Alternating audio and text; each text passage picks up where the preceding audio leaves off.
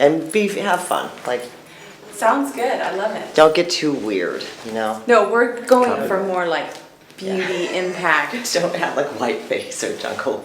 No kabuki? No, I'm not good at that. I thought we were doing That's kabuki. not what I- On a fashion set, it's important to work with really talented people. And I mean, makeup, hair, wardrobe stylist, and model. Every element is so important to accomplishing a great fashion shoot. If I have a great model and a great hairstylist, but the makeup artist is a little off or mediocre, it pulls the whole shoot down, and it pretty much is a wash. Everybody has to pull their weight, and everybody has to be really good. So when I shoot, before I even pick up a camera, I make sure that I've booked very talented, accomplished people that can pull off the looks that I want to accomplish that day. You know, I have worked with like a great team, hair and makeup, wardrobe. They've been fabulous people, and then, you know, the model's been off. And I have to tell you, the whole shoot for me is kind of a waste.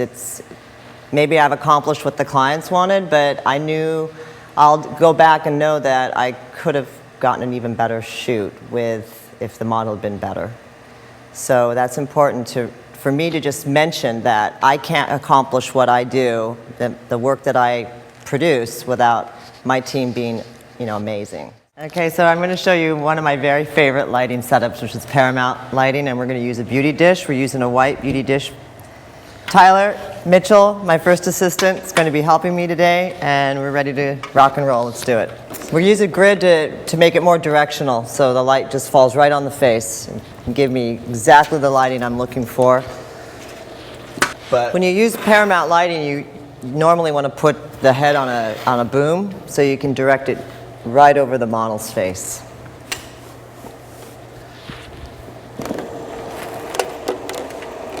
And I usually stand in and look at the light and look where it's going on myself, just feeling the light on me. And then I know where it's hitting the model. That's beautiful.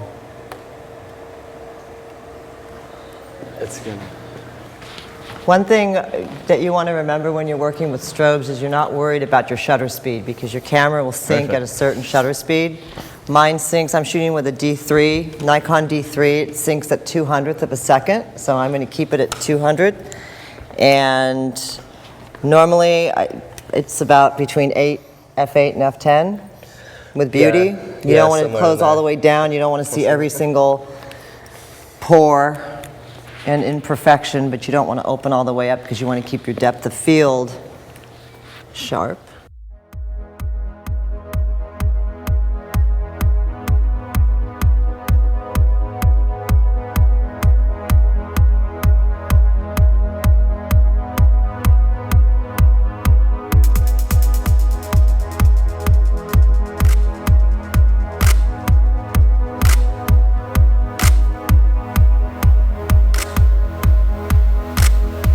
Alice. You can see whichever way she moves and turns her face, the light is still really beautiful on her. I use ProPhoto because they're reliable and they're consistent. When I'm on a job, the last thing I want to worry about is my equipment going down. I use the Pro 8A packs most of the time. I like them because they have a fast recycle time and a high color stability. They also have a 9 f-stop power range. Nice, nice. You notice I don't have to tell Alice too much. I'm not really talking to her because Alice knows how to move and emote. She works with the shutter, she moves every time I click.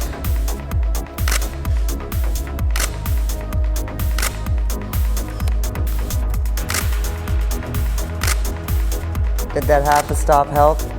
Yeah, it's perfect. Beautiful, right there, don't move, gorgeous. The background's pretty much black. Now, I'm not lighting the background, and I'm doing that for the effect. Beautiful.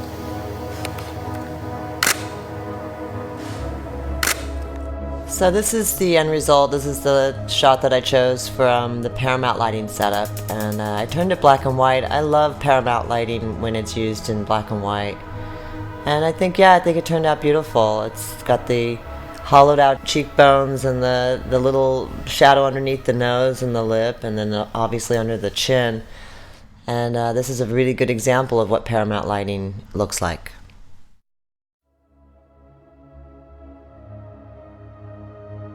Sometimes I use diffusion when I'm looking to soften the light. With the beauty dish, there's a diffusion material known as a sock that fits around the edge of the beauty dish. A sock will soften and disperse the light so it won't be as hard as direct light or even direct light with a grid. The sock is also good to use with models who have less than perfect skin. How's that look? Beautiful. Oh, it's gorgeous. Beautiful.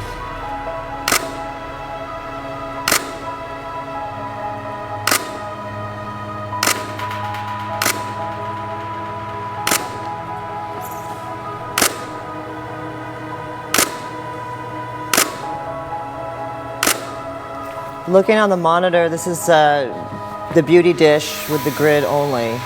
And you see where you can start to see like a little bit of the rough skin, and you start picking up on imperfections. And then we put the sock, A lot more on that. right, we put the sock on and it softened it. Softened the skin.